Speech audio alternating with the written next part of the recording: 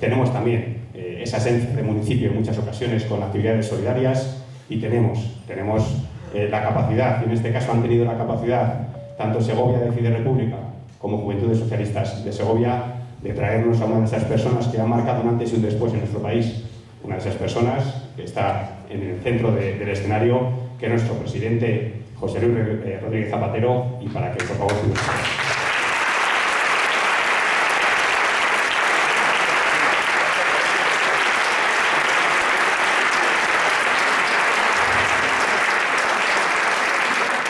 Sois muchas las personas que estáis entre el público, un acto protocolario, daros todos por saludados y por bienvenidos. Si os tengo que nombrar a todos, creo que no es necesario en el día de hoy. Nuestro presidente va a estar acompañado de María San Miguel, periodista, directora de una compañía de teatro y que va a llevar y va a dirigir esa charla coloquio junto con nuestro cronista oficial, el cronista oficial del Real Sitio de San Ildefonso, el doctor Eduardo Juárez, al que muchos amigos conocéis.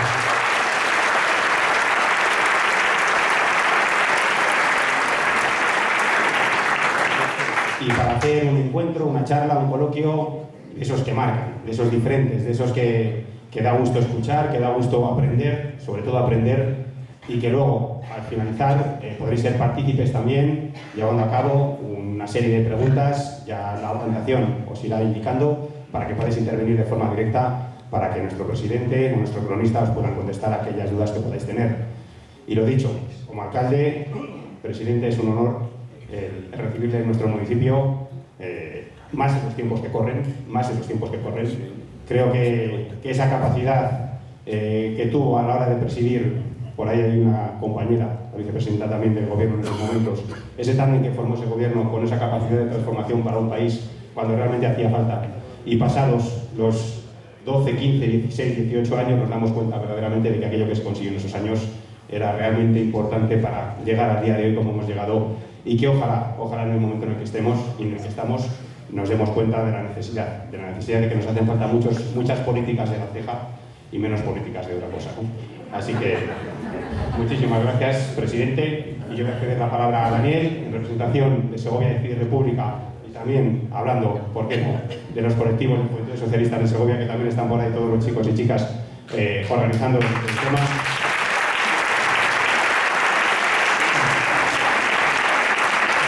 Y esperando que pasen un rato realmente agradable, que seguro que sí, y que disfrutemos y aprendamos de lo escuchado. Así que Daniel, tienes la palabra. Muchas gracias. Gracias a ti. Lo primero, gracias a todos por venir. Agradecer al municipio de La Granja y Balsaín. Siempre hay que citar a Balsaín, a las Juventudes Socialistas por hacer posible todo esto, y sobre todo quiero hacer una gratitud especial, que es a una mujer que anda por aquí por el público, que es Chon Vargas Mendieta, que ha hecho posible que Zapatero esté con nosotros. Un aplauso para ella. Bueno, la charla de hoy se marca en nuestras jornadas, que llevamos haciendo ya varios años, las jornadas republicanas y comuneras de Segovia, y desde luego para nosotros, que un presidente del gobierno como José Luis Rodríguez Zapatero, que creemos que encarnan esos valores republicanos, pues para nosotros es un simple éxito el hecho de que esté aquí con nosotros, y yo no quiero interrumpir más la cosa y simplemente que disfrutéis de la presencia de José Luis, de Ana y de Eduardo. Un aplauso para ellos.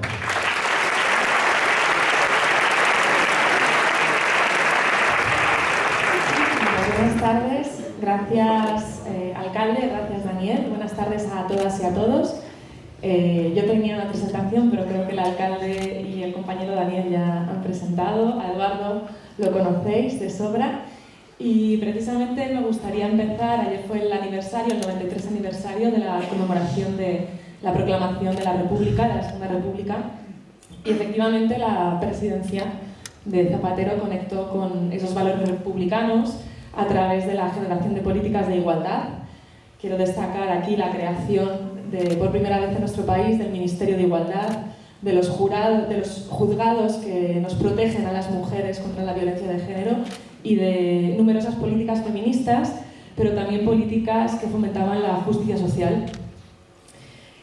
En estos tiempos en los que hablábamos hace un rato, la ultraderecha intenta hacer un borrado de lo que fue la República, de lo que son los valores republicanos.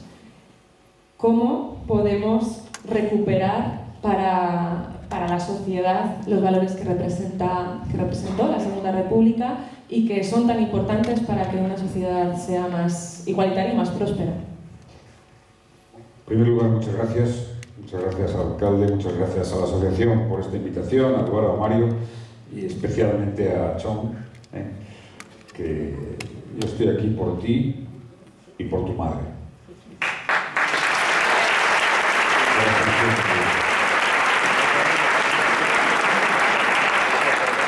Esa gran luchadora, a la que siempre recordaremos. Por ahí estaba Eduardo también. Fue el que hizo posible tantas cosas, la memoria. Los que combaten la idea republicana, la idea de una sociedad basada en virtudes cívicas, en valores de igualdad, en una esperanza abierta, combaten por ignorancia. Siempre he afirmado y estoy convencido que si algo fue la Segunda República, fue cultura, fue educación. No hubo un momento en la historia donde los maestros, las maestras, los poetas, las poetisas, esa pléyade inmensa, esa generación espectacular, llevara la cultura al pueblo, alfabetizaran, les hicieran emocionarse con el teatro y convirtieran a este país en un referente. Eso fue lo que no pudo las fuerzas reaccionarias con la educación y la cultura. Afortunadamente, la esperanza de la Segunda República siguió latiendo en silencio durante generaciones y muchos de los anhelos truncados de aquella experiencia, la primera democrática de la historia de España, se han ido plasmando. Me siento muy orgulloso de que tengamos el debate de la memoria democrática y de que tengamos una ley como la que ha hecho este gobierno de memoria democrática. Ahora recordábamos a la entrada que en una de las fosas comunes que se están exhumando en Vignar, en Granada, había aparecido un niño entre 11 y 14 años, con 2 balazos, un libro y un lápiz. ¿Qué país puede vivir en paz consigo mismo si no reconoce, si no recuerda ese drama? Seguramente la noticia ha pasado tan desapercibida como su asesinato en su día, seguro. Si no somos un país que se reconoce a sí mismo, que no damos cauce a eso. Es un valor republicano. Un país no puede tener temor a enfrentarse a su memoria y a su historia. Y desde luego la democracia es siempre una promesa abierta. Pero los buenos anclajes son la cultura y la historia bien contada.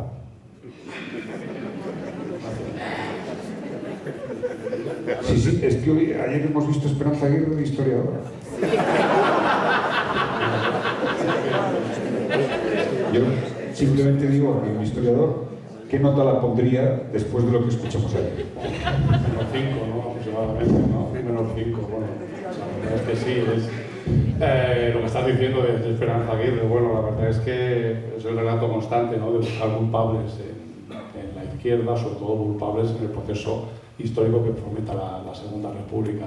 Esta mañana que estábamos hablando en radio sobre las efemérides, ¿no? De la Segunda República, a mí me molesta mucho el tema de las efemérides porque se habla un día y mañana un poco y pasado y luego ya se olvida, ¿no? Y en el proceso de los profesores docentes de enseñanza y descubrimiento de lo que fue la Segunda República, pues seguimos anclados en ese binomio de la Segunda República y la Guerra Civil, ¿no?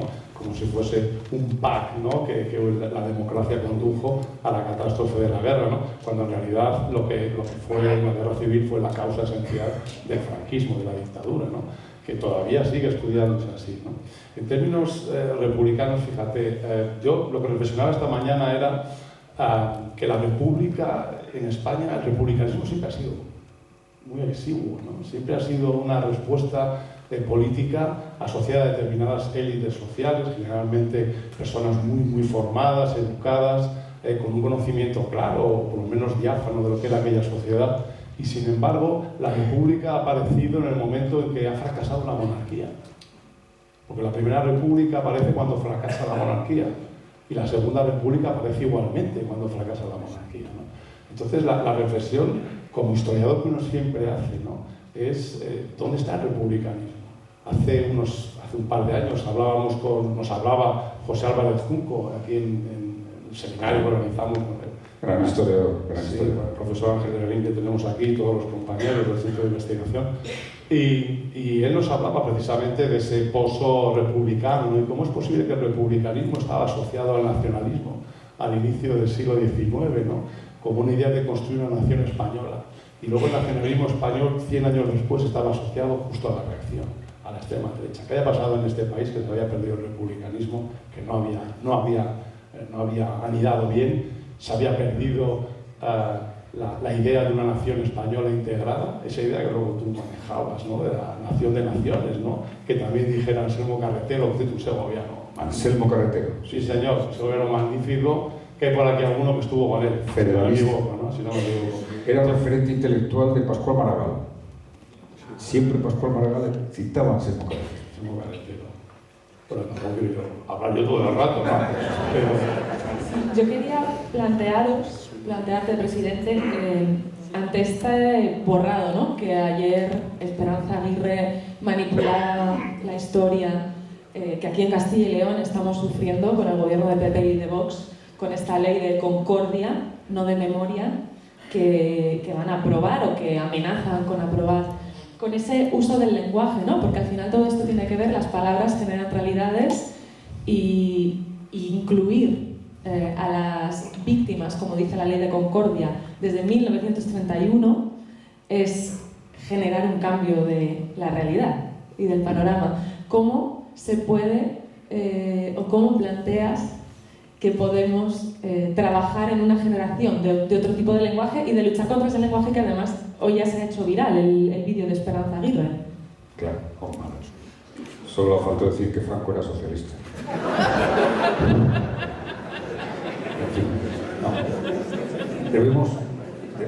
Debemos tener un poco de perspectiva de nuestra democracia en su latir republicano o su latir de republicanismo.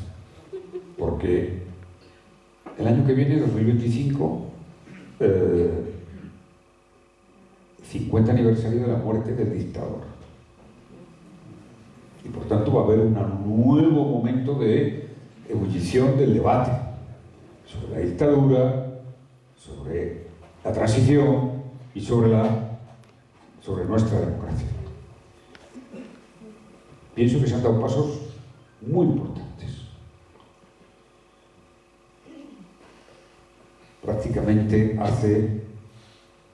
desde el año 2020, veintitantos años, que empezó a funcionar la Asociación de la Memoria Histórica y las primeras exhumaciones. Estuvimos 25 años, sin que eso ocupara ni el más mínimo debate en los medios ni en el Parlamento.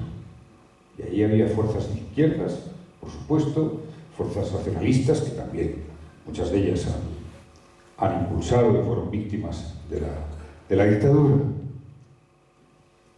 Del año 2000 hasta este momento se han identificado en las muchas fosas comunes en torno a 15.000 personas con las exhumaciones que ha habido. En torno a 15.000. Se ha acelerado en estos 3 últimos años con la Ley de Memoria Democrática casi 4.500. Y la aceleración se calcula que en el segundo plan, que contempla la Ley de Memoria Democrática y aprobada del Gobierno, pues quedan por identificar, pueden quedar por identificar en fosas comunes de, sobre todo Andalucía, impresionante, de más de 1.000 personas. Pues a lo mejor otros 15.000. En general, el dictador Franco salió del Valle de los Caídos. La memoria está fuerte, pero al igual que todos los grandes avances democráticos, siempre hay un momento de reacción. Podemos verlo en el principio estructural de la democracia, que es la igualdad entre mujeres y hombres, donde toda la derecha y extrema derecha más reaccionaria del mundo se unen en negar el género y la violencia de género. Es decir, en los avances que realmente transforman. ¿Qué es lo que tenemos por delante? Pero asumiendo una natural autocrítica. Es decir, nuestro país, salvo ese periodo de explosión de la Segunda República, de cultura, de educación, no ha tenido una tradición de pensadores democráticos. No la tiene. Si tenemos que rebuscar, pues, bueno, los liberales del 12, pero en fin, ¿no? Bueno, yo creo que ni eso, fíjate. Exactamente. Bueno, tenemos que asumir que es nuestra historia. Demasiado imperio, demasiado nacionalcatolicismo y muy poco pensamiento democrático. Entonces, no podemos prescindir de esa realidad, porque los países somos historia y geografía, y la historia se disputa. La Ley de Memoria Democrática, la educación en las escuelas, la educación y la cultura como elemento fundamental. Yo creo que eso hay que llevarlo al debate de la opinión de los historiadores. Hay un acuerdo muy amplio en los historiadores. Pero lo que más triste, que me produce tristeza como país, es que todas esas voces que dicen no se puede hablar de la guerra civil, no se puede hablar de la memoria. Estados Unidos es un tema, hay una historiografía recurrente y además se va avanzando y es un debate que está ahí. ¿Cómo no va a estar? Tenemos que afirmar y asentar los grandes valores que nos han hecho progresar y los que nos han hecho retroceder. Esto es esencial, porque la resultante de todos esos que dicen que no debemos de recordar han sido 40 horrendos años de dictadura y una trágica guerra fruto de un golpe de Estado. ¿Alguien discute los 40? ¿Quién puede? Esperanza Aguirre. Suficiente. Tanto, claro que sí. Hay que ir al debate. Además, sumando, yo debo decir que lo he recordado estos días, que el Partido Popular y todos los grupos parlamentarios, en 2002, se aprobó una declaración en el Congreso bien importante, condenando el golpe, diciendo que el franquismo había sido una dictadura horrenda y que había que rehabilitar a las personas que no habían encontrado a sus seres queridos y había que ayudarles. Bueno, eso debería de estar firmado en una ley. Ahora tenemos una buena oportunidad. De la ley de concordia me quedo con una cosa. Nos quedamos con una cosa que quizá no se pensaba. Yo me quedo que eso, como va a ir al Tribunal Constitucional, el Tribunal Constitucional por primera vez tendrá que hacer un gran pronunciamiento sobre lo que es nuestra historia, la memoria, el derecho a la memoria y los grandes valores democráticos. Por tanto, sí, creo que es imprescindible que todo el caudal de la memoria democrática y todo el caudal de los valores de la defensa de la Segunda República, por cierto, o es que no queremos ver las imágenes.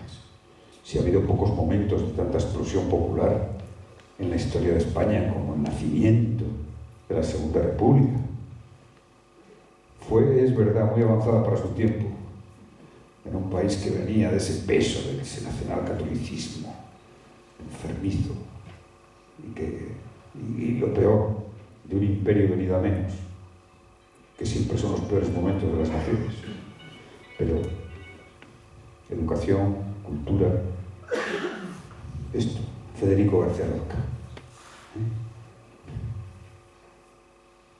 Pongámosle a Federico así, ante los que quieren negar la historia y la evidencia. No hay un poeta como él en España, en la historia, tan joven, tan brillante y lo fusilaron, por pensar y escribir magistralmente. ¿Qué es eso?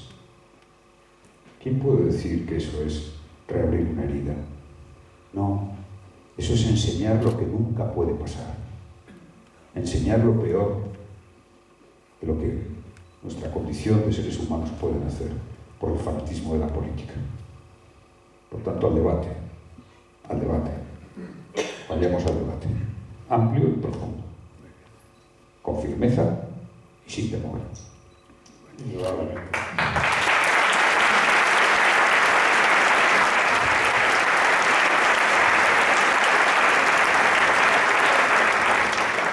Es muy esperanzador escucharte, pero aquí tengo que decir que yo como creadora y como artista de una compañía de teatro independiente que trabaja temas como la memoria, como la violencia en nuestro país,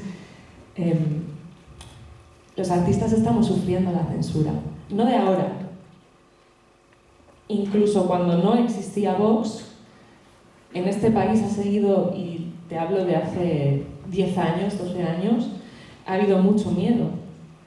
Ahora, desde la subida, el aumento de Vox, la entrada en los gobiernos de Vox, muchos artistas estamos teniendo muchos problemas para trabajar y luego, además, está generando un ambiente de autocensura.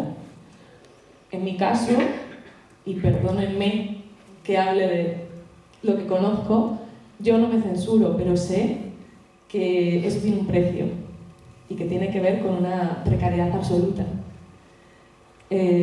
¿Cómo alzamos la voz en un país que me ha gustado mucho, como bien has señalado, no tiene una tradición fuerte republicana, tiene una historia que se apega más al imperio, al ultracatolicismo? ¿Cómo extendemos este discurso que es el suyo, presidente? Sí, pues mire, voy a ser muy claro, hay que organizarse. Hay que organizarse. Y si el mundo de la cultura, es verdad que ha habido, no me atrevo a decir hasta qué dimensión, qué profundidad, pero si el mundo de los creadores de la cultura tiene esa sensibilidad que llega hasta lo que has expresado, hay que organizarse. Para eso están las instituciones, los partidos, las asociaciones, hay que organizarse. Hubo una cumbre histórica de los intelectuales de la República. Ahí está la mejor foto de María Zambrano, foto majestática, en Valencia. Pues ¿por qué no organicemos una gran cumbre de creadores, de artistas, para evaluar el estado de la libertad de crítica y de expresión y hacer un repaso profundo? No se conoce otra forma que organizarse, juntarse, sumarse y salir a la calle. Yo, desde luego, en lo que pueda apoyar, lo voy a apoyar. Eduardo, tú desde la educación, ayer repasaba una encuesta del CIS de enero que decía que los hombres jóvenes en general en el mundo, pero especialmente en nuestro país, entre 14 y creo que eran 24 años, cada vez son más de derechas, y las mujeres jóvenes cada vez somos, voy a incluir, más de izquierdas. Porque sois más inteligentes.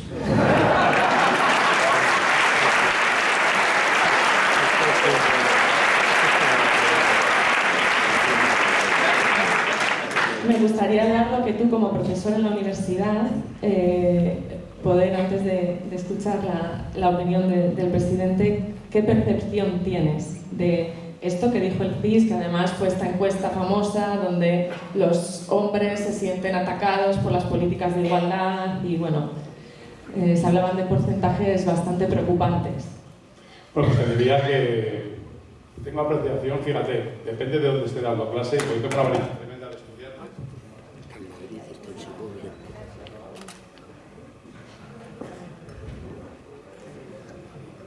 con este mismo. Bueno, mi percepción es que todo es muy superficial. Hablabas antes del tema del republicanismo, del tema de la educación. Uno de los problemas esenciales que veía en la Segunda República, y que eso se traslada, por ejemplo, al proceso de adaptación de la sociedad al momento en el que vive, era superficialidad de todo, ¿no? La Segunda República peca de un optimismo tremendo, sobre todo el proceso reformista, ¿no? Porque la Segunda República es todo el proceso, ¿no? Azaña se adhiere al republicanismo y a la revolución en 1930, porque ya entiende que el reformismo no conduce a ningún sitio, ¿no? Y el problema que tenemos esencialmente es en este país, planteamos reformas, transformamos, cambiamos y en el fondo no generamos una cultura democrática. Yo creo que ese era el objetivo de aquella asignatura que aprobó el Congreso cuando tú eras presidente, Educación para la Ciudadanía, que era meter esa cultura democrática en los individuos, ¿no? Para que lleguen a reflexionar y sobre todo a razonar en torno a lo que les rodea. ¿Cómo llega un chaval de 14 años o de 18 años que está estudiando económicas a tener posicionamientos absolutamente reaccionarios, a creer que le atacan a él cuando se hacen políticas de integración o de asimilación de cualquier mujer en cualquier situación, en cualquier lugar de esta sociedad? Probablemente por una desinformación generalizada. El proceso educativo está completamente pervertido, pero no pervertido porque estamos en una fase clara de transición. Estamos transicionando entre una educación básicamente tradicional a una totalmente digitalizada. Y los profesores tenemos que formarnos, somos pocos, se nos financia muy poco, hay muy pocas plazas, se prima a la universidad privada sobre la universidad pública, que eso también hay que defenderlo a muerte, ¿no? Pues la enseñanza pública tiene un objetivo general, que es formar ciudadanos comprometidos con la sociedad, no hacer dinero en casa con el proceso educativo, que es lo que hace la universidad privada. Entonces, estos jóvenes están permanentemente bombardeados. ¿Cómo controla un profesor lo que puede acceder un estudiante a través de Twitter, a través de, a través de Twitter, X, de Facebook, de Instagram? ¿Cómo puedes tú mediar con ese estudiante? Yo no tengo tiempo para debatir con mis estudiantes en torno a lo que dice Isabel la Católica en una cuenta de Twitter que son trolls completamente radicalizados, ¿no? O explicarles a los que se envuelven en la bandera, en la cruz de Borgoña, decirles que eso es el emblema de una familia, no la bandera de una nación, ¿no? Como muchos de ellos creen. Entonces este debate lo puedo tener en clase, pero ese debate no existe en clase. El alumno llega a clase básicamente a conseguir una formación específica, con una titulación y el poder intentar luchar en un mercado laboral. Y volvemos a lo que he dicho antes, al problema de la superficialidad en todo el proceso educativo formativo. Creo que te he respondido. Bueno, sí, hay dos cosas que quería apuntar. Una, que subrayar lo que tú decías, es decir, una buena democracia, una democracia de valores republicanos, debe tener un apoyo inequívoco a la educación pública. A la educación pública.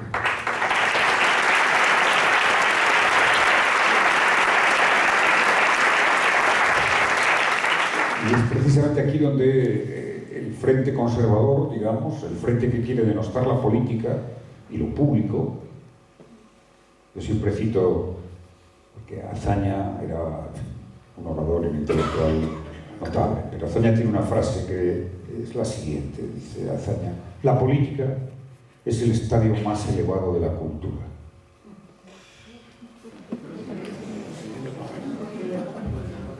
Eso es tener una visión. Claro, por eso las fuerzas conservadoras que no quieren que se democratice la vida de todos y los sueños, pues siempre atacan la política, lo público. Y vienen con ese discurso de la libertad. Decía María Zambrano: ¿cómo es eso de la libertad individual? No, la libertad es desde un sitio que estás. La libertad es para hacer algo a los otros que les afecta. Y es el individualismo que ahora tiene, esto sí que es el otro tema que quería apuntar para el debate de los docentes, de la sociedad, de los demócratas. Ese individualismo está muy fomentado por el nuevo mundo de las redes sociales. Yo les recomiendo la lectura de un filósofo que es Byung-Chul Han, coreano, aunque es catedrático en Berlín. Es un analista fantástico de la sociedad de las redes, de la comunicación. Viene a decir que el capitalismo consigue, porque hay que reconocerle que, en fin, ¿no? Consigue que ahora con las redes sociales nos autoexplotemos. O sea, ya no hace falta que nos exploten las grandes empresas. No. Nos autoexplotamos cada vez que vamos al like, al me gusta, cada vez que entramos, porque ahí estamos generando una cantidad de dinero y encima nos genera una cultura individualista. Esto desde que todo el día estar haciéndose selfies, enviarlo, es una dinámica de individualismo muy preocupante para los valores colectivos, para un sentido compartido de un destino, para lo que es la sociedad, para lo que ha construido la especie humana con inteligencia, con razón, con cultura, con educación, esto que llamamos sociedad. Este es el gran debate. Ahora, yo no tengo es decir, no sé hasta qué punto los docentes podéis abordar esto. Yo siempre he pensado que es mucho más importante en la tarea docente formar el carácter de un ciudadano que sepa qué hizo Felipe V. Siempre. Bueno,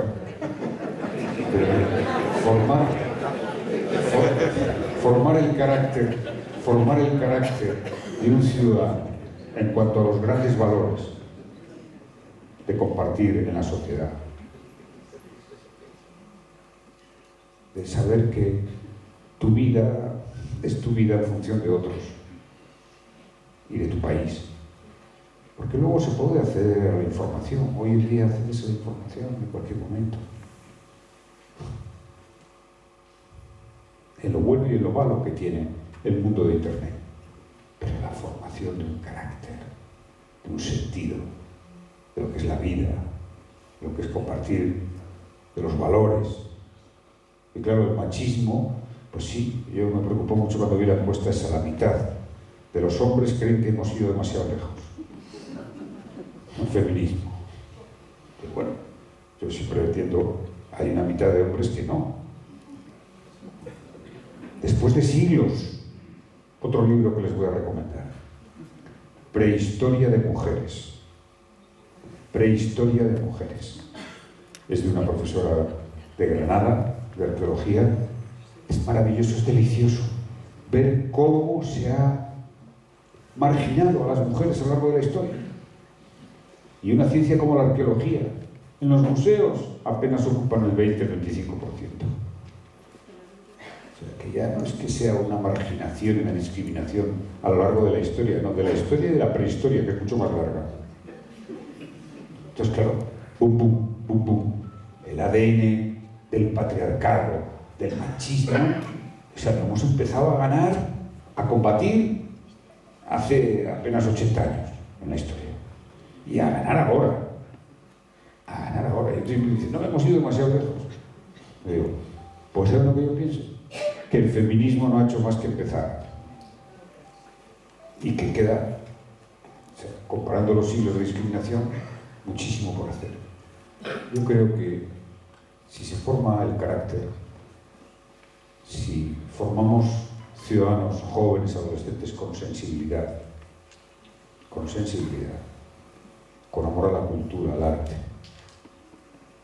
si les convencemos de que, como decía Celan, un abrazo es como un poema, que hay que sentir las cosas, a los demás, al otro, a la cultura, a lo que trasciende.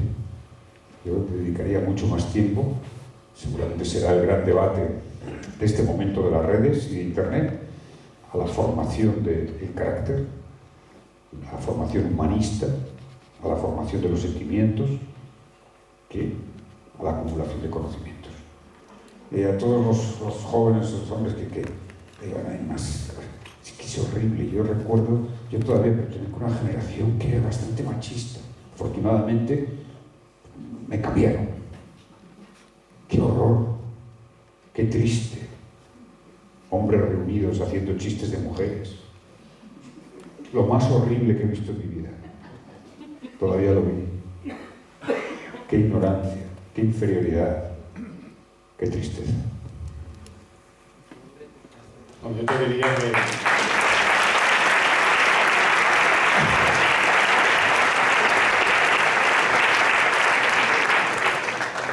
Yo te diría que vinieras mañana a mi clase. Tengo una clase en la Carlos III que, verdad, tengo aquí uno de mis alumnos que hablamos sobre la aproximación al liderazgo femenino en la historia, ¿no? Yo creo, fíjate, lo que estás diciendo, hay que apartar siempre el relato del pasado, ¿no? La historia está relatada, entonces hay que debatir siempre entre lo que sabemos y lo que queremos saber. Por eso es muy importante, incluso más allá del carácter que estabas diciendo tú, es el espíritu crítico. Hay que educar a la gente en el espíritu crítico, en dudar de todo aquello que llega a su conocimiento y saber si aquello que es un poquito de Descartes, aunque Descartes fuese el tiparraco este, en fin, no me gusta nada Descartes, de verdad. En fin, bueno, pues, de verdad, no me gusta Descartes, lo siento. No me gusta, tipo siniestro, ¿verdad?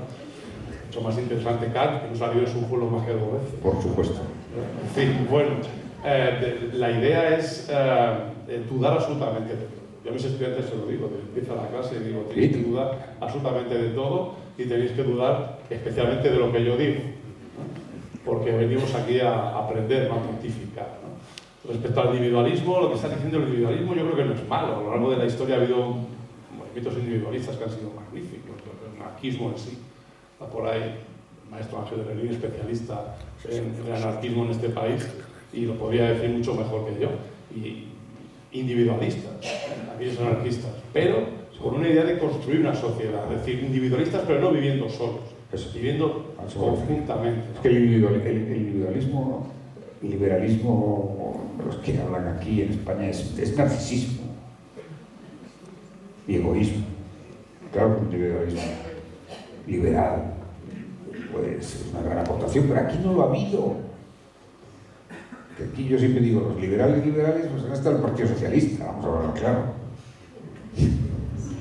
Pero la derecha ha sido históricamente conservadorona y vinculado al tema del nacionalcatolicismo. Es así. Ojalá hubiera habido un espacio. Los liberales en Europa son federalistas. Sí, están todavía hablando de los impuestos, pero son muy republicanos en sus valores institucionales, muy demócratas. Pero aquí ha habido un poco de eso. Un poquito. Mira, Miguel Maura, que era vecino de este pueblo, de verano sobre todo, él fundó el Partido Conservador Republicano. Es decir, una persona que entendía, tenía una idea de un Estado pequeñito, pues con pocos impuestos, pero una república y un sistema político integrador de todas las sensibilidades políticas, sociales que había en ese momento. Partido pequeño, el de Miguel Maura. Generalmente el conservadurismo en España está dominado, te lo he dicho al principio, por el catolicismo y por una defensa ultranza de la monarquía, que no es otra cosa que defensa de los privilegios. A lo largo de la historia es lo que ha sido, es una lucha precisamente contra todo aquello. Sí, esto, antes de abrir la palabra al público, me gustaría tocar otro par de temas que están vinculados con lo que acabas de comentar, que tiene que ver con el país social, ¿no? Con las políticas sociales que nacen en la etapa de tu presidencia, que son un referente en Europa, que continúan de alguna manera con la presidencia de Sánchez y siguen siendo un referente en Europa, y que en la última semana hemos vuelto a ver cómo desde la extrema derecha se manipula todo este lenguaje acerca de los impuestos y de para qué sirven los impuestos, que en este país sirven para pagar las políticas sociales y para generar una justicia social y una igualdad. Siempre expreso que los países en los que seguramente se puede decir que son más avanzados del mundo suelen ser los países nórdicos, que tienen un sistema pues, muy avanzado, una calidad de vida, un gran desarrollo del estado del bienestar y además tranquilidad. Ahora, Suecia tiene algunos problemas ahora, pero Finlandia, Noruega, Dinamarca, dos cosas que les destacan. Son los que más impuestos pagan y además se sienten orgullosos de pagar impuestos.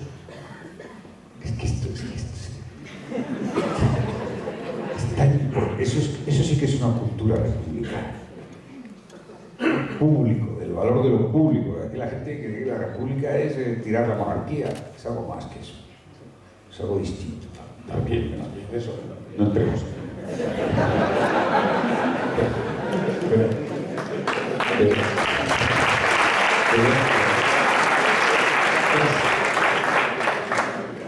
Y la segunda cuestión es donde más igualdad hay entre hombres y mujeres, y una tercera que se me ha olvidado, donde más libros e instrumentos musicales hay en los hogares.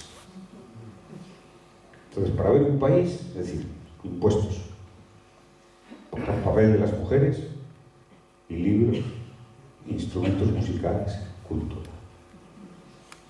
Esto es. Entonces, nosotros,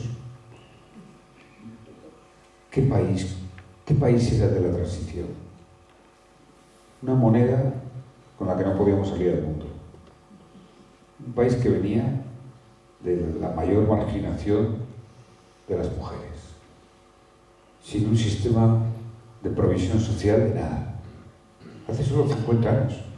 Claro, los países europeos avanzados nos llevaban 30, 40, lo que iba desde la Segunda Guerra Mundial, los que la habían sufrido, algunos incluso la sufrieron mucho menos, llevaban 70, 80. Y claro que sí, todas las políticas sociales que se han construido, pues todavía queda un gran recorrido por hacer, queda un gran recorrido, que es un poco la idea de la República, como democracia como promesa abierta, especialmente consolidar un sistema de pensiones que siga mejorando, la sanidad hay que cuidarla siempre, por supuesto la educación.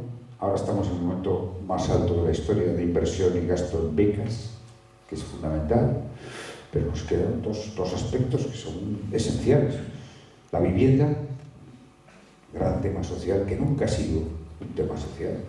Puedo decir que además todos los gobiernos nos hemos enfrentado con ese, porque es un gran tema económico. O sea, es de todo un bien económico en un país que tiene esa circunstancia, y acceder el derecho a la vivienda, yo creo que es el gran reto de este gobierno, que ha cumplimentado muchos avances, y hacer un país más igual, con más estabilidad en los trabajos, más débiles y con mejores salarios.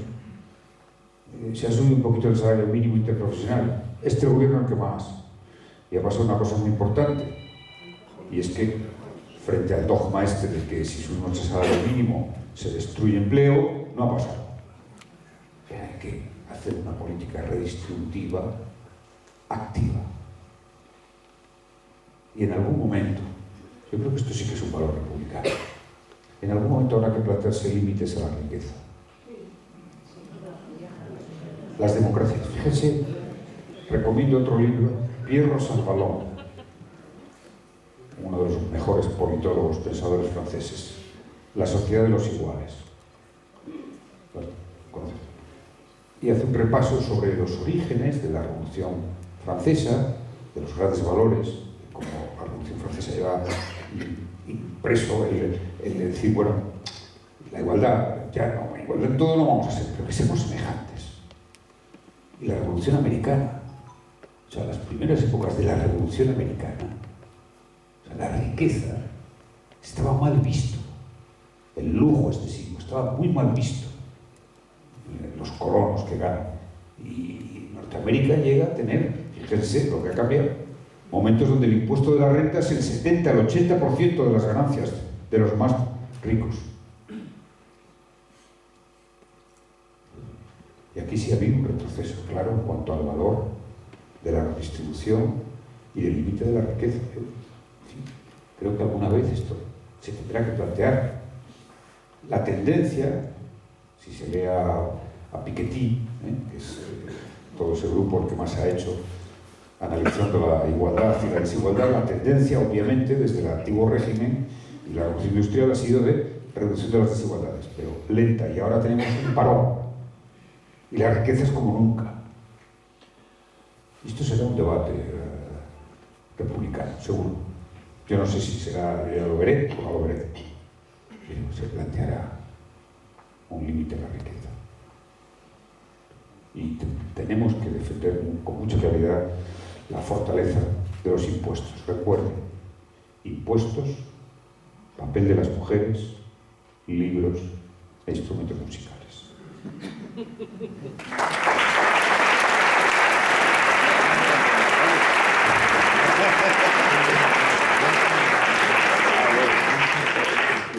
Yo iba a decir que te has olvidado de ese debate que en 1520 se dio en la capilla del cardenal Quiroga en Ávila, cuando se empezó a discutir la ley perpetua de Ávila en el movimiento comunero, ya que estamos aquí hablando. Exactamente. Estamos segovianos, pues tendríamos que ser un poco comuneros, ¿no?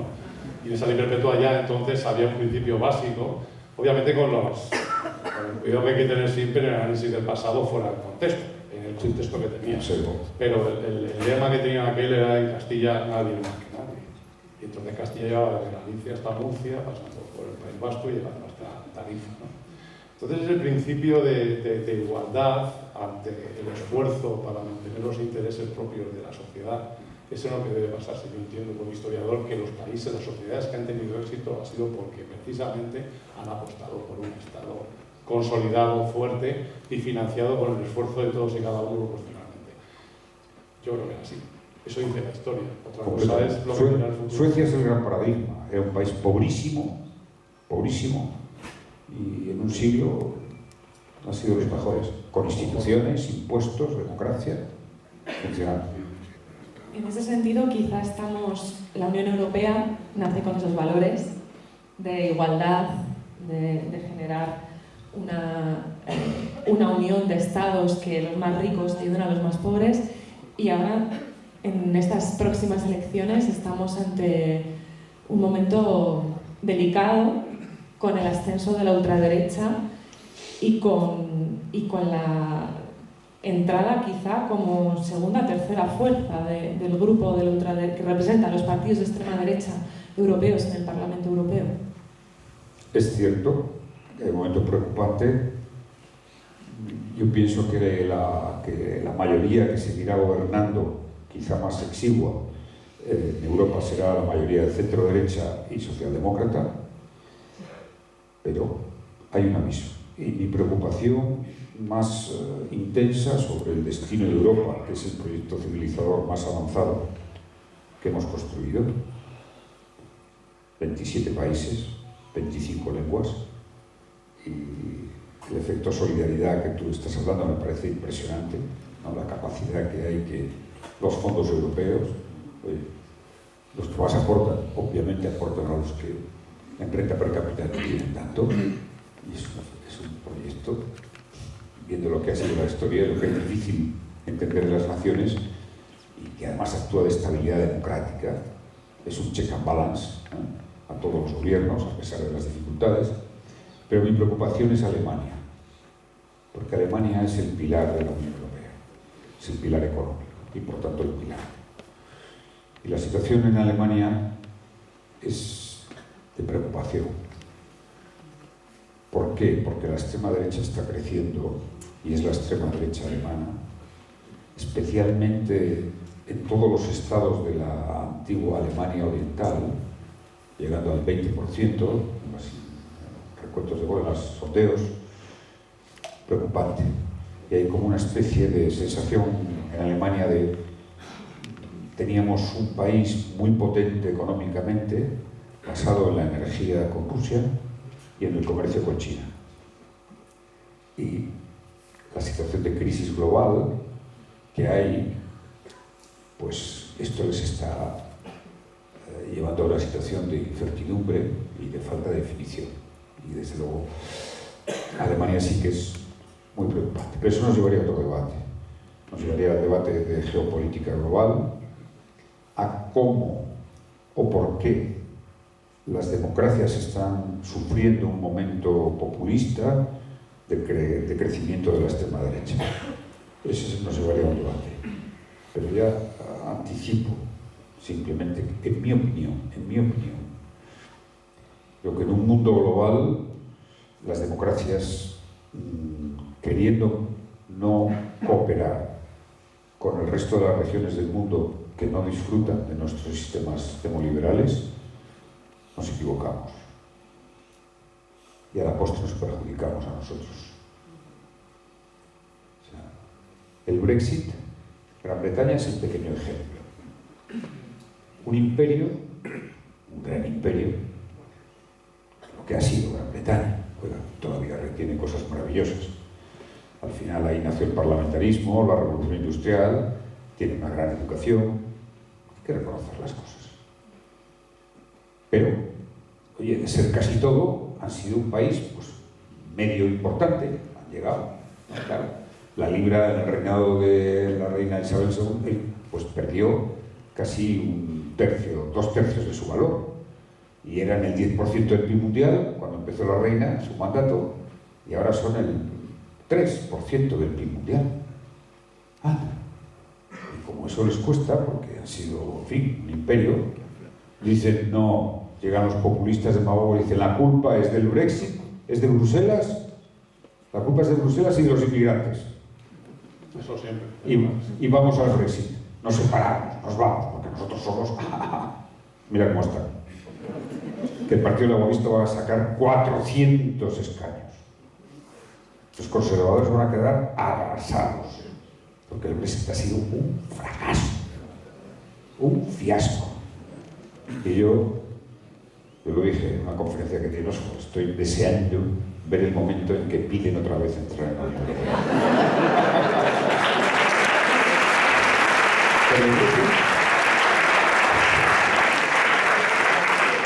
Pero el Brexit es igual que Trump, es lo mismo.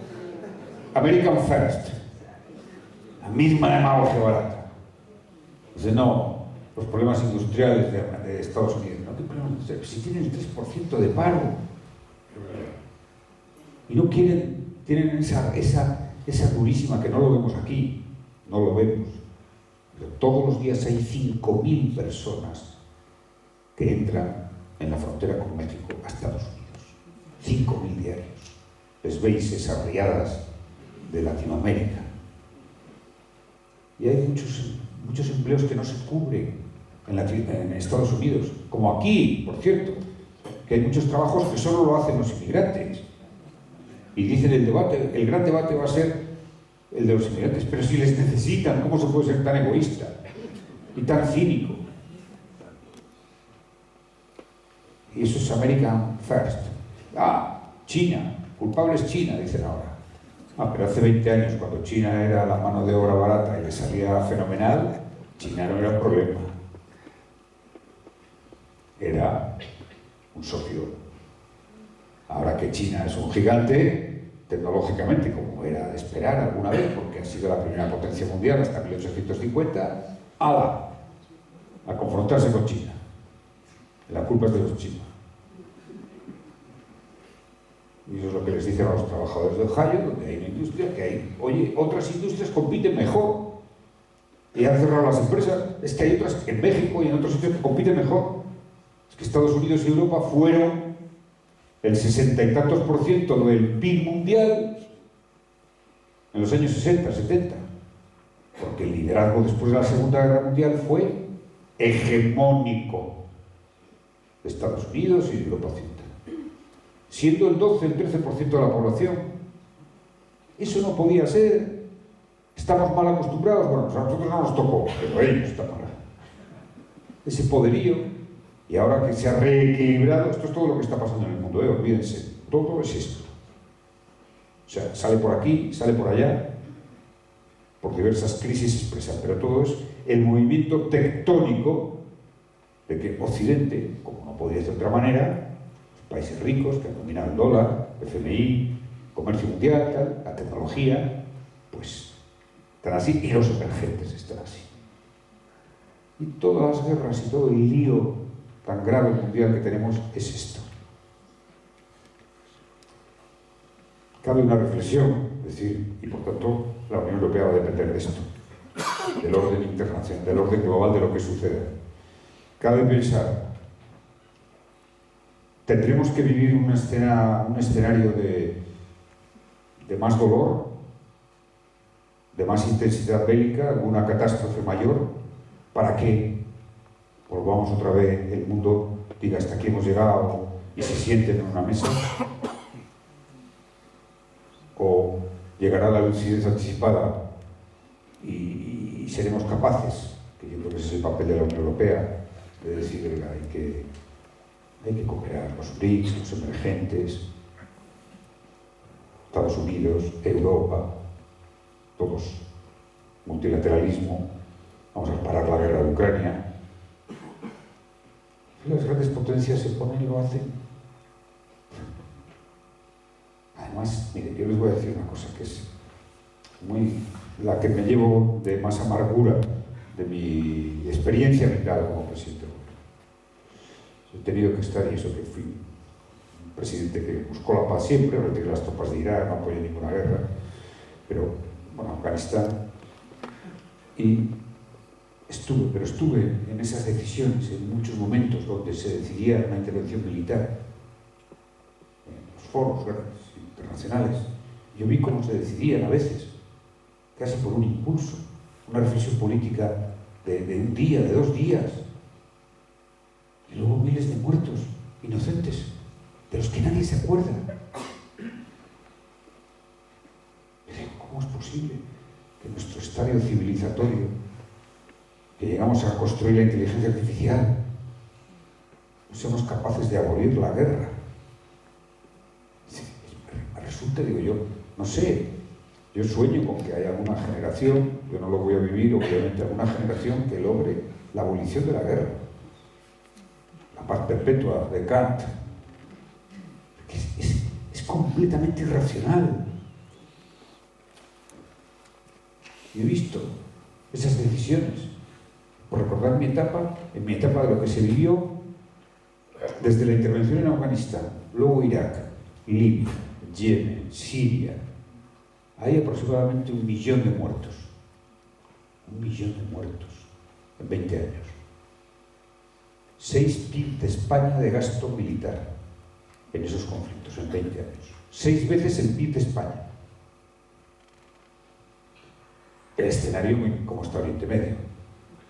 O sea, una catástrofe. O son estados fallidos, o proliferación de grupos terroristas, o lo que estamos viviendo en Gaza, de lo que seguramente esto que llamamos comunidad política internacional tendrá que hacer una revisión autocrítica. Será muy dura, cuando se vayan a hacer allí los informes de Naciones Unidas a fondo, cuando la gente de la cultura pueda hacer una película, cuando los historiadores lo toquen. Muy duro va a ser para la humanidad lo que está pasando en Gaza. Si no, 1 millón de muertos. La mitad, más de la mitad inocentes completamente. Población civil. Y, o sea, ahora hemos visto el 20 aniversario de la guerra de Irak, de la retirada de las tropas. Yo digo porque he hecho varios documentales, he grabado y me acuerdo ahora de esto. Ya no se acuerda nadie de Irak. Hubo 300.000 muertos. Y ahí nació el ISIS, porque el ISIS son los del ejército de Saddam Hussein, que como los echaron a todos del ejército, pues organizaron el ISIS o ISIS.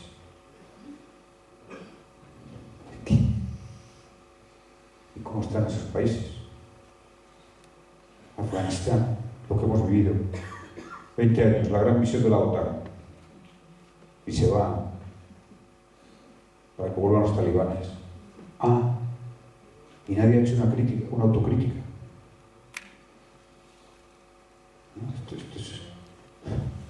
Esto no puede ser así.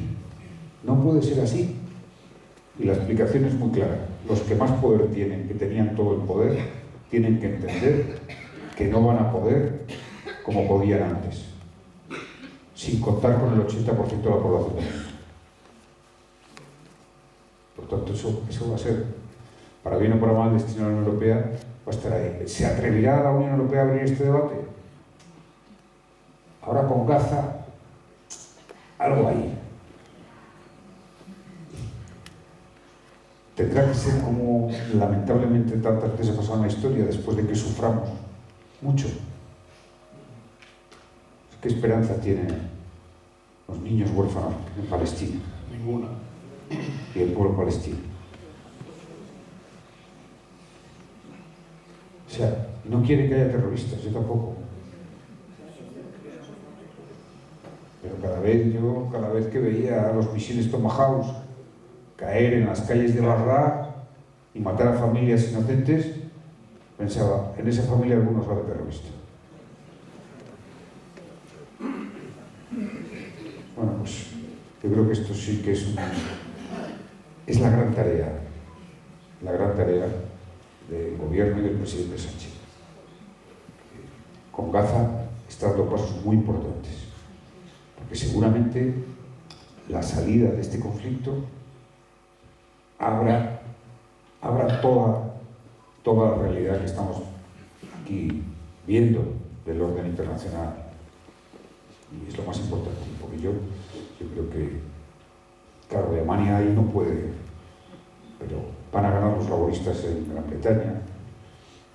En Francia yo creo que Macron tiene una tensión social muy fuerte por la izquierda, y porque hay 9 millones de musulmanes en Francia.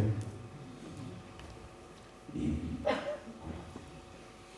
alentemos esto. Me preocupa mucho que no haya una reacción cívica, social, una movilización por la paz, como hemos vivido otros momentos históricos, incluso con menos gravedad que ahora. Esto sí me preocupa. ¿Qué está pasando?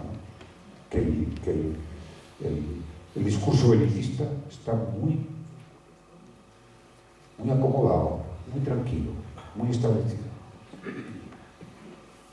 De alguna manera tiene que ver, pensaba, escuchándote ahora lo que hablábamos al principio en la entrada, ¿no? de tu vuelta a la vida pública, de alguna manera, y desde mi punto de vista tiene que ver con quienes ocupan los discursos y quienes generan otra vez, vuelvo a las palabras y al lenguaje, ¿no? No hay un discurso de paz porque los medios de comunicación y los que tienen el dinero tienen el poder de lanzar esos discursos, y sin embargo quienes tenemos otro tipo de discursos somos sospechosos. Además, comunistas, chavistas, islamistas, bolivarianos, primero. De alguna manera... Y eso que tú sabes que era Bolívar, ¿no? Sí, claro. De alguna Tienen manera, páginas escritas. Madre mía. Presidente, tu regreso, ¿no? Ya lo has comentado en varios medios de comunicación y cuando te vemos desde junio del año, desde hace casi un año, ¿no? en la vida pública.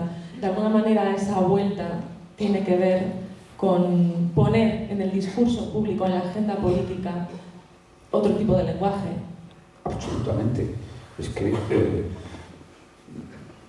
hubo un momento, más allá de que yo considero que el gobierno de coalición progresista desde el 23 de julio de las elecciones había hecho un buen desempeño social, un buen desempeño, y por tanto contaba con mi apoyo y simpatía, pero cuando vi que la derecha volvía a los fundamentos de nuestra convivencia de una manera tan hipócrita, cuando Feijóo le dijo a Pedro Sánchez, usted es más generoso con los verdugos que con las víctimas de ETA, y cuando empezaron a echarle Bildu y ETA a Pedro Sánchez, que obviamente en su tiempo de líder político, no había tenido nada que ver con ni el diálogo ni nada, todavía. O sea, al Partido Socialista, a nosotros, que perdimos muchos compañeros y que tuvimos la valentía y el empeño de ver el final de ETA, sí, bajo mi mandato, sí.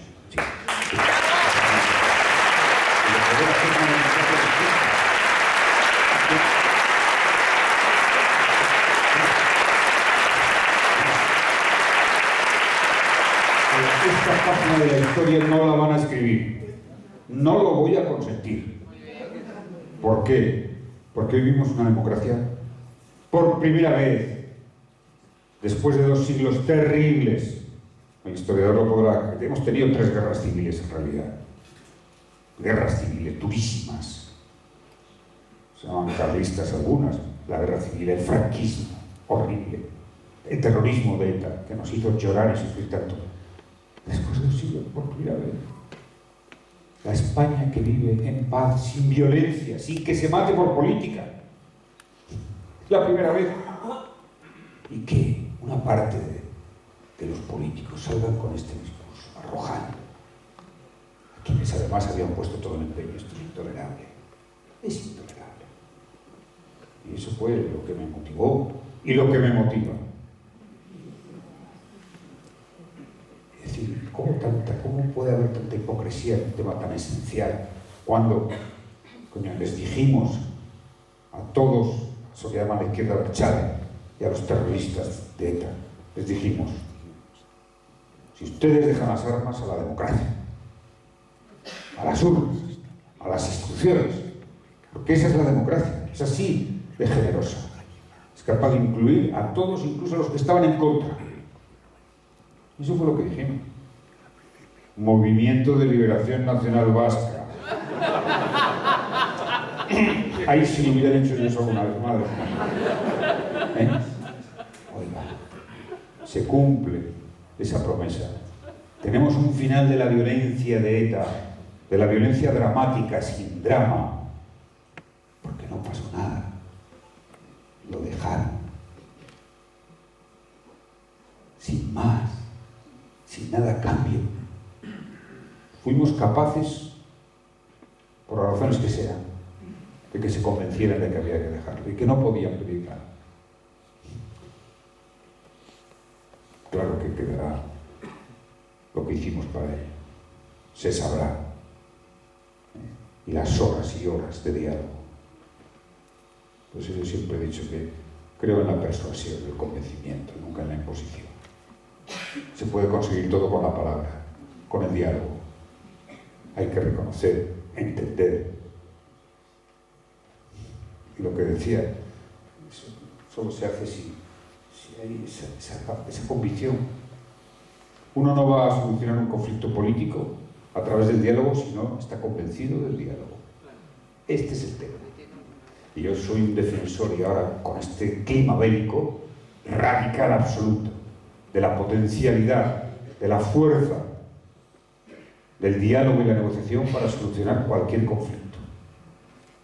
Porque es que además luego repasas y siempre lo vamos a ver, ¿eh? Rusia y Ucrania. Lo vamos a ver, porque en algún momento habrá una negociación. No hay solución militar a esa guerra. Nadie se va a imponer. Y veremos que al final, después de no sé cuántos cientos de miles de muertos, se negociará ahí un territorio, como pasó en la Primera Guerra Mundial, que después de 3 millones de pelea en la frontera entre Francia y Alemania, que nadie ganaba, quedó prácticamente igual que estaba, 3 millones de muertos. Y dices, pero, por favor, eso sí lo vamos a vivir, y se recordarán de esta reflexión. Es decir,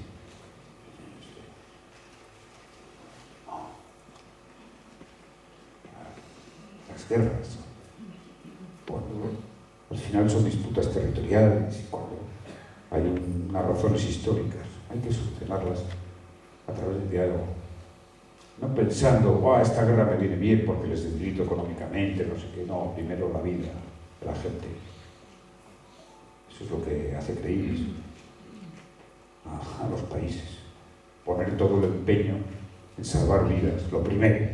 Luego ya hablaremos de política, y de territorio, y de geografía, que por cierto es cambiante en la historia. ¿O no? Pues eso.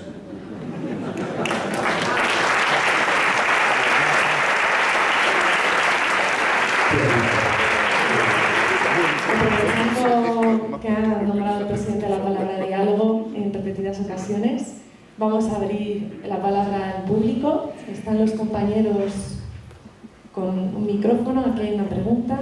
Y otra. Y hay otra. Sí. Buenas tardes, muchas gracias, señor Zapatero. Muchas gracias, Eduardo. Me llamo Juan María, soy estudiante de Historia. A ver si es posible que Ángel Herrín me apruebe esta asignatura.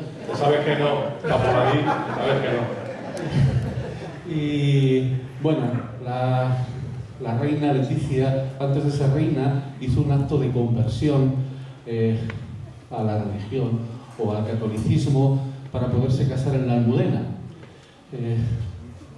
Felipe González no denunció el concordato. José Luis Rodríguez Zapatero no denunció el concordato. Pedro Sánchez no denunció el concordato. De Adolfo Suárez, de Calvo Sotelo, de Aznar y de Rajoy no lo esperábamos. ¿Para cuándo queda esa tarea pendiente?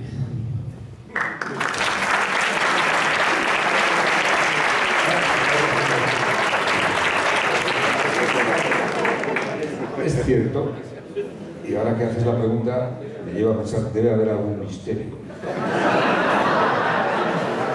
Nunca mejor dicho. Pero aquí está la vicepresidenta María Teresa, que la conocéis muchos, fue vicepresidenta, en fin, una trayectoria pública ejemplar, que se lo agradezco un millón de veces porque fue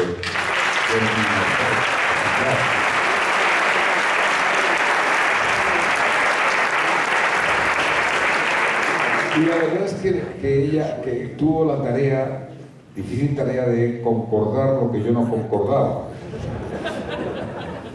con la Iglesia, ¿no? Porque yo voy a decir, sinceramente,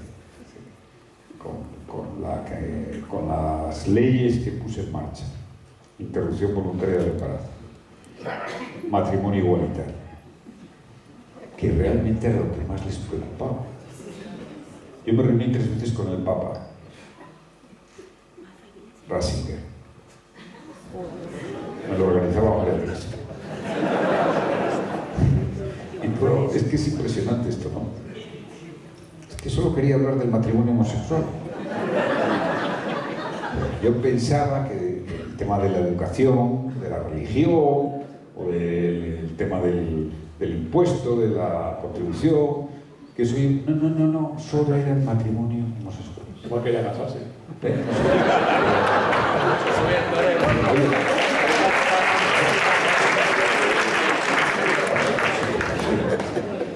Yo como presidente tengo un récord, que conseguí convocar una manifestación en la que salieron todos los obispos de España.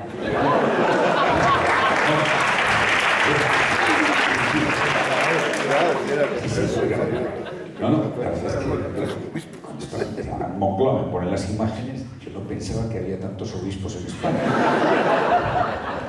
Ese día lo descubrí. Y salieron, además hacía un calor, que estábamos pobres ahí, ¿no? Y salieron, hombre, que tenga que ser una ley en defensa del amor y de la igualdad lo que haga que salgan todos los obispos de España, y podrían haber salido en defensa de los pobres o de los inmigrantes alguna vez a manifestar.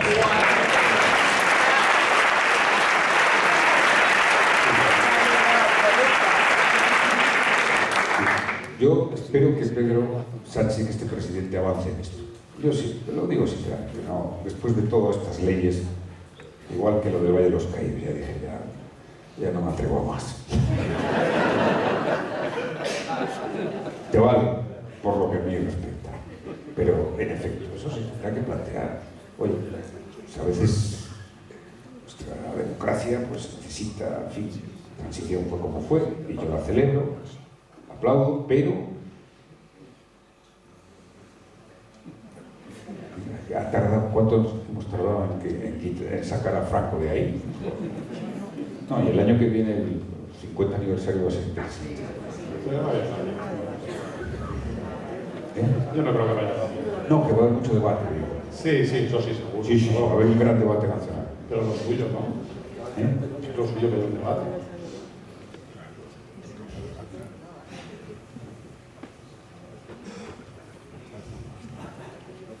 Gracias, presidente, por su disponibilidad.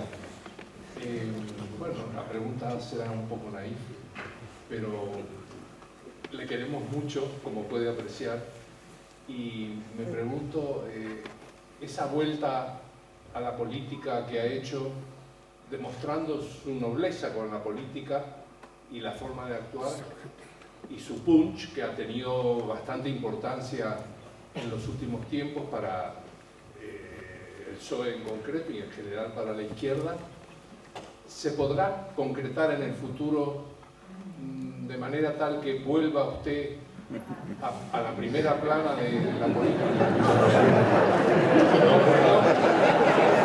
Con perdón de Pedro Sánchez.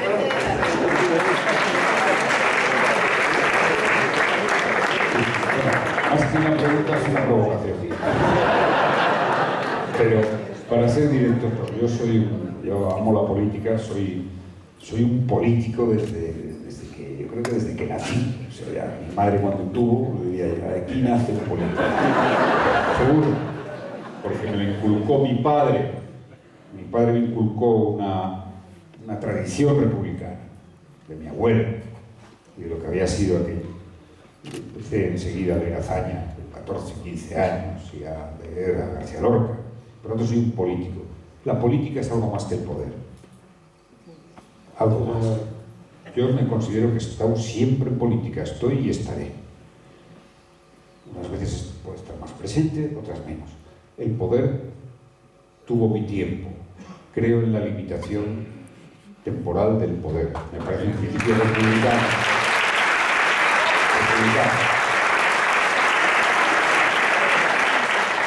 8 años está bien. Y ahora lo que, claro, es muy republicano lo que quiero hacer. Es decir, yo quiero ayudar a este país y a mi partido. O sea, mi partido podía haber sido otro, pero fue el PSOE. El PSOE me hizo presidente del gobierno. Se lo debo todo. Y se lo voy a dar todo.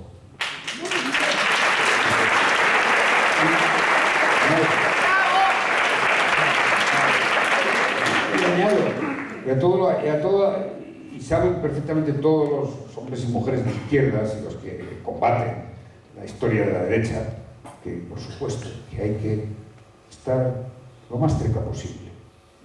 Y al final, ¿no? Muy importante, porque el 23 de julio se produjo la decepción de la derecha, vamos a decir así, porque se movilizó toda la izquierda.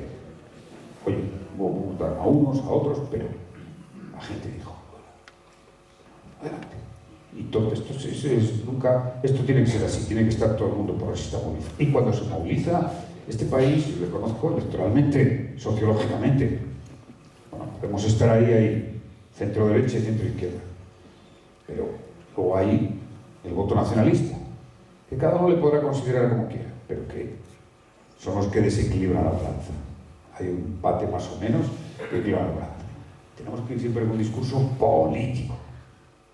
Pero lo que nos pasó en las municipales y autonómicas es que fuimos con un discurso de gestión.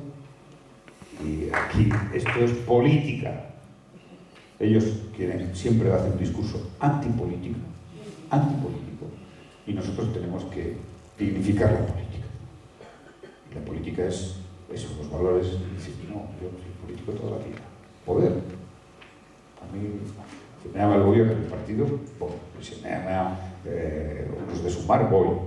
O una asociación por la República, voy. ¿Por qué? Es que la España democrática, de fondo, la que heredera de la Segunda República, merece la pena.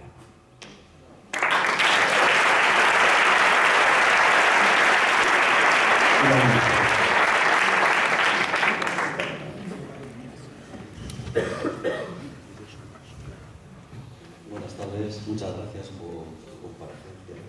Yo le quería preguntar con respecto a la República, porque creo que el historiador me podrá corregir si estoy equivocado. La guerra civil se inició porque los golpistas tuvieron un apoyo económico importante de Inglaterra, de Estados Unidos, o sea, del capital. ¿Qué lecciones podemos sacar para que ese apoyo tan importante que tuvieron y que fue la guerra civil en España, que causó 1,5 millones de muertos, luego degeneró en la Segunda Guerra Mundial con 50 millones de muertos? ¿Qué se puede sacar? Porque eso fue el auge del fascismo, ¿no? Lo que originó todo eso, que ahora yo creo que ahora mismo es lo que está pasando en todos los sitios. Creo que todavía no podemos establecer un paralelismo tan dramático, ¿no? Y cada contexto histórico es cada contexto histórico, pero sí, yo he explicitado que hay unos riesgos, incluso para las democracias. Hay un riesgo en este momento de una intensidad de guerras y por tanto desesperación para muchos países, y para las democracias hay un riesgo populista que es preocupante, es preocupante. vamos a hablar claro, el futuro de lo que sucede en Estados Unidos es decisivo. ¿Por qué? Porque si nos fijamos, toda esta derechización de la derecha, que se atreven aquí, se atreven en Italia, se atreven en otros lados, es porque lo que ha pasado con Trump, que Trump no es la causa, Trump es el efecto. La causa viene hace tiempo con el Tea Party, con la Alternative Right, con una derecha iconoclasta, subversiva, que refuta las instituciones y las elecciones. O sea, vimos lo que vimos en el Capitolio. O sea, imagínense si eso se hubiera vivido en otro país, pero es la primera potencia del mundo y la primera democracia. Y eso, en algún momento, esa nación tan poderosa y tan importante va a tener que tomar alguna decisión sobre su futuro y sobre el papel que en el mundo quieran ejercer. Alguno tenía la esperanza que con Biden, ¿no? Pero ya no va a ser. O sea, por supuesto, mejor que esté Biden que esté Trump, ¿no? Pero tendremos que esperar, yo creo, esto es lo que barrunto, tendremos que esperar a qué liderazgo se concreta después de Biden o Trump. Y cómo, si hay un momento en el que la hay, que hay un momento de muchos demócratas progresistas y tal, que puedan emerger con fuerza y con convicción. Pero eso va a ser decisivo. Mientras tanto, yo creo que vamos a intentar, y Europa ahí sí tiene un papel, que las cosas no vayan a peor en cuanto a la intensidad bélica. Por supuesto, el dinero, que el otro día me contaban un ejemplo que es buenísimo. El mundo del dinero en general y tal, los grandes, y ahora los fondos y las grandes plataformas tecnológicas tienen una tendencia inevitable. El otro día me contaban lo de Davos, ¿no? Con Milei, el líder de Ayuso, ¿no? Fue Milei y hizo un discurso, pues eso, anarcolibertario, que se llama, ¿no? O sea, contra los mercados, contra los capitales, dijo que Occidente íbamos a entregar esto al comunismo, no sé qué tal. Oye, pues que estaban allí, que eran dos tíos de fondos importantes, riquesos y tal, que les estaba atacando a ellos. Pero me contaban que en el fondo estaban encantados. O sea, que es que les va de la marcha. Yo, joder, que les conozco, si es que les conozco, porque he tratado con ellos y tengo relación, pero esto de los impuestos, esto de que haya un gobierno que intervenga, que regule, que no sé qué, ellos creen que, oye, el capitalismo es maravilloso porque como ellos están ahí y están con éxito económico, pues ¿qué va a pensar Elon Musk este? ¿No? Oiga, yo que tengo aquí, que llego a la Luna antes que ya la NASA y tal, pues, todos se ríen de todos. Entonces yo por eso planteaba que esto es cierto, tendría que haber, fíjense en Estados Unidos el modelo que hay, que es que no hay límite para poner dinero a los candidatos por parte de los que tienen dinero. O sea, el Tribunal Supremo lo ha categorizado como dentro del derecho a la libertad de expresión y de la opción política. No, yo quiero que ganen estos y pongo aquí todo el dinero del mundo a este candidato. Claro, no me extraña que haya gente que piense que Estados Unidos pues, es más una empresa que un país. Y sin embargo, pues tenemos que reconocerles las grandes aportaciones que a la democracia han hecho, porque las han hecho. Los derechos civiles, ¿no? Federalismo.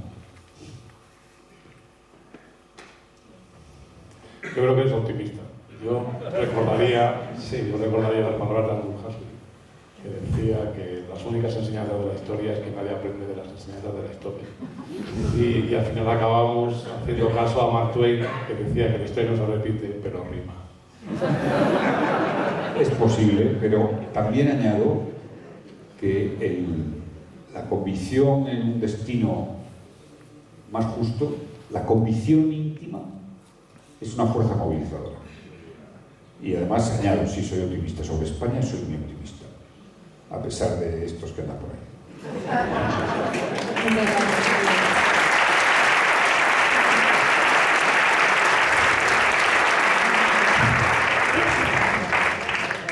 La cultura siempre ha sido un adorno a los programas electorales, porque obviamente la industria cultural genera beneficios sociales, pero las partidas presupuestarias siempre han sido muy escasas, raquíticas.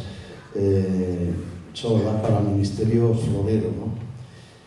¿Por qué hasta ahora ningún gobierno en España ha entendido que la cultura no solo genera beneficios sociales, sino también económicos?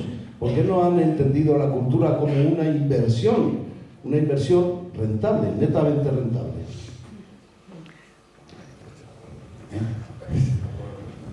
Sí, pues el historiador está de acuerdo y por tanto no puede contestar. Pero diré que sí, ojalá fuéramos como Francia, ¿eh? Ojalá se avanzara en una especie de excepción cultural. No hay un país que apoye su cultura como Francia, es impresionante, en todos los terrenos. Pero bueno, esto es es que yo recuerdo que los gobiernos de izquierda por lo menos hacen ministerios de cultura, los de derecha los quitan, ¿no? O sea que ya es... nosotros aumentamos las ayudas al cine y hacemos muchas bibliotecas, que es una cosa que yo valoro mucho, y además yo tenía una colaboradora que se empeñó en hacer bibliotecas, que por cierto ha estado en Segovia mucho tiempo, en la ciudad de Segovia, y ahora tenemos el Estatuto Básico de Artista, que va a ser un avance importante, y claro, sí, hay que seguir apostando por la cultura, desde luego, pero si coges los presupuestos del Ministerio, hay mucho transferir, es que la mayoría son políticas de las comunidades autónomas, políticas de los ayuntamientos, ahora el Ministerio tiene lo que tiene. Pero es inequívoco, ¿no?, la diferencia que hay cuando hay un gobierno conservador a un gobierno progresista. Y te admito que ojalá nos acercáramos más a Francia.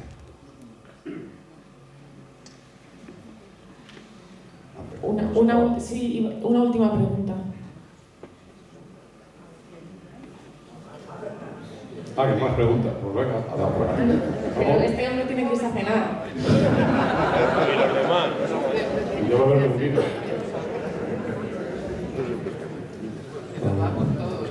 Muy buenas tardes, presidente. Muchas gracias por su ponencia. ¿Cree usted que la derecha actual está abocada a socavar la cultura, la educación, en definitiva, que tiene por bandera la ignorancia colectiva para que su mensaje cale más profundo en una sociedad embotada? Muchas gracias. Muy bien. La derecha, en España al menos, no se ha caracterizado nunca por defender un espíritu crítico en la cultura y eso, la libertad plena. Se ha caracterizado por una visión cerrada, no sé si por imperio o por catolicismo. No es su terreno. Y además lo que es más triste, que yo a veces lo discuto, ¿no? Estoy dispuesto a discutirlo con los de Vox, lo que es más triste es que piensan que lo de la cultura es como un acicate que nosotros hacemos porque política o partidistamente nos interesa, ¿no? Esto que llaman la guerra cultural. Y no hay más, o sea, es el concepto más horrible que uno puede hacer, porque algo cultural nunca puede ser una guerra. Y están todo el día con la guerra cultural, que es la cultura, que es la igualdad de género. Entonces siempre, la derecha, en fin, hay una parte de la derecha que considera que los valores progresistas se han impuesto en las democracias, más allá de que gobierne uno o gobierne otro, se han impuesto los derechos humanos, la aspiración por la igualdad, la cultura, la libertad de expresión, el matrimonio.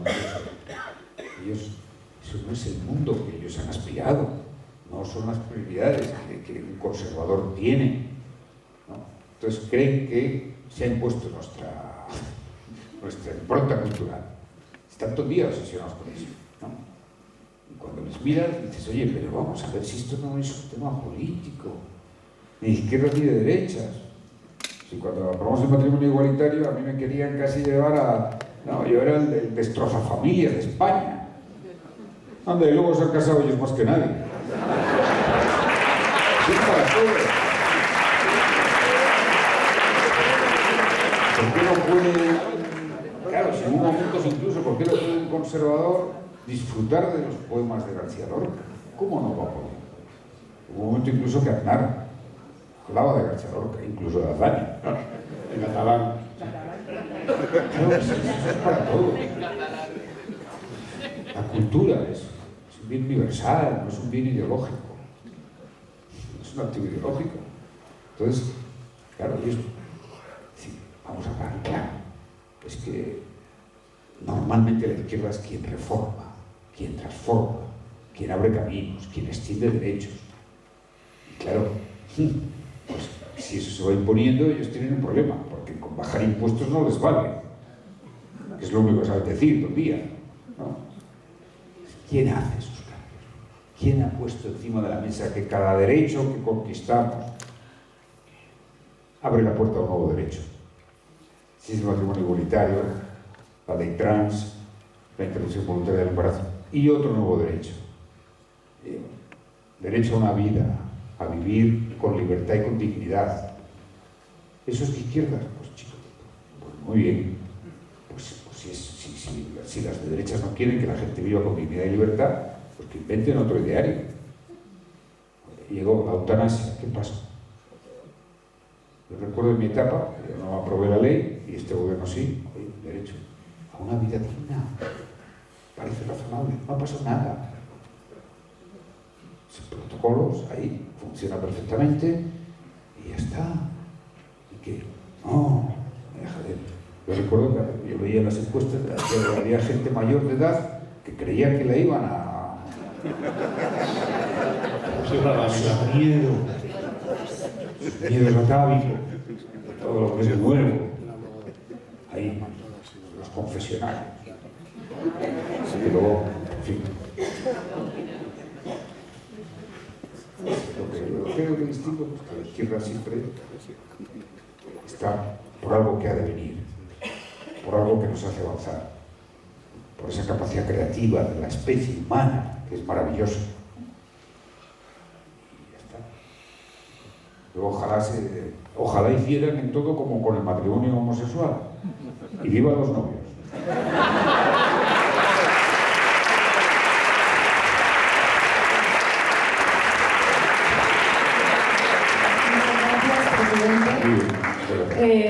Un aplauso y van a subir Samuel, el alcalde del Real Sitio, y Daniel.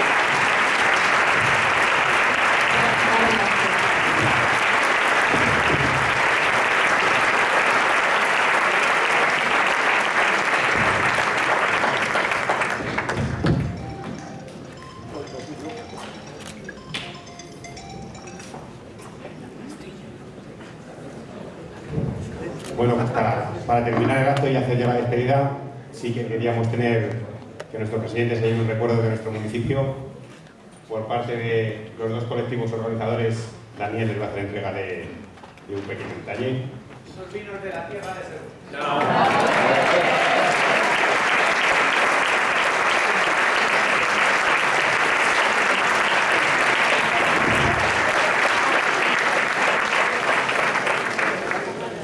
Y desde el municipio, en nombre de todas las vecinas y vecinos, sí que, presidente, esa educación y esa cultura la tenemos por bandera en nuestro municipio.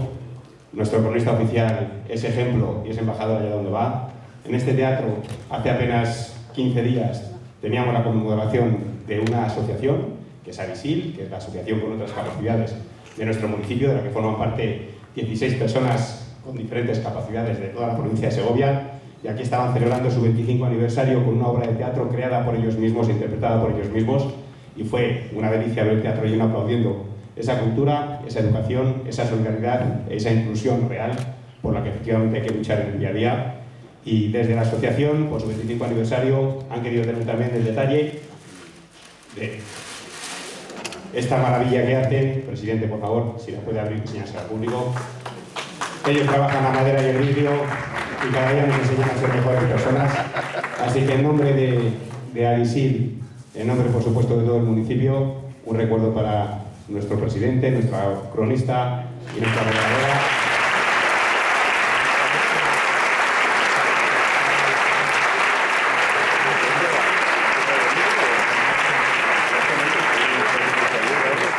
creo que en nombre de todos los presentes ha sido un auténtico placer escucharos a los tres. Creo que las reflexiones que se han vivido encima de este escenario nos tocan a todos muy dentro y ojalá y efectivamente tengamos mucho más escuela, mucha más educación, mucha más cultura y menos de lo que nos intentan bombardear constantemente y por desgracia estamos viviendo en el día de hoy.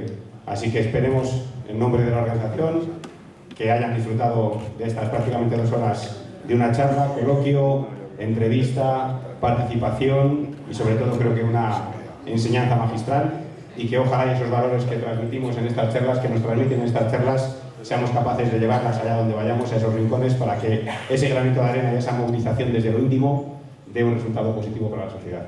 Gracias.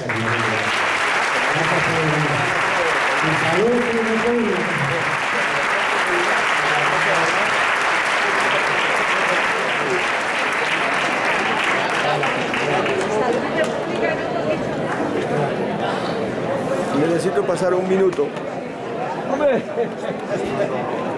Oye.